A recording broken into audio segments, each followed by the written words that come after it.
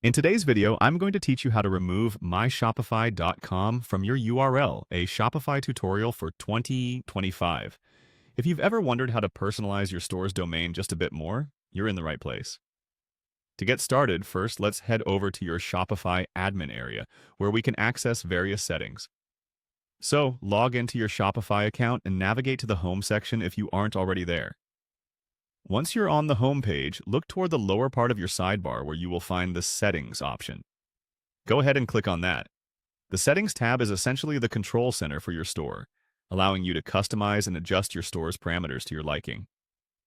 After you've clicked on Settings, you'll find yourself faced with several different sections you can manage. What we're interested in today is the Domains section, so go ahead and click on it. This section allows you to manage and purchase custom domains, thus the perfect place for our task today. Now, in the Domains page, you'll see a list of all the domains associated with your Shopify store. Locate your store's current URL, the one you want to modify to remove myshopify.com. Click on it to bring up more details about your domain. This is where you'll make the change, so make sure you're in the right tab before proceeding. If this is your first time here, don't worry, it's quite straightforward. You should see an option that says Learn More somewhere on the screen. Go ahead and click on that. This will lead you to a Shopify help guide, which explains how you can purchase and connect a custom domain. Now, here's a little tip to keep in mind.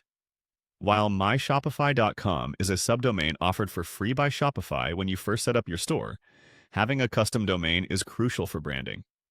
It gives your store a professional look, and it's often easier for customers to remember. To change your domain, you'll need to purchase a new one from Shopify or another domain registrar. From the guide, you'll find instructions on how to buy a custom domain directly from Shopify, or you'll find steps to connect one you've purchased from a third party if you've purchased it elsewhere.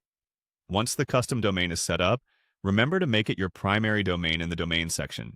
This ensures that all visitors will be automatically directed to your new custom domain instead of the one with myshopify.com. And there you have it. You've taken a significant step towards creating a more branded experience for your customers. As always, feel free to explore further resources or reach out to Shopify's support if you encounter any hurdles. Thanks for joining me in today's tutorial. I hope you found this helpful, and stay tuned for more tips on managing your Shopify store effectively.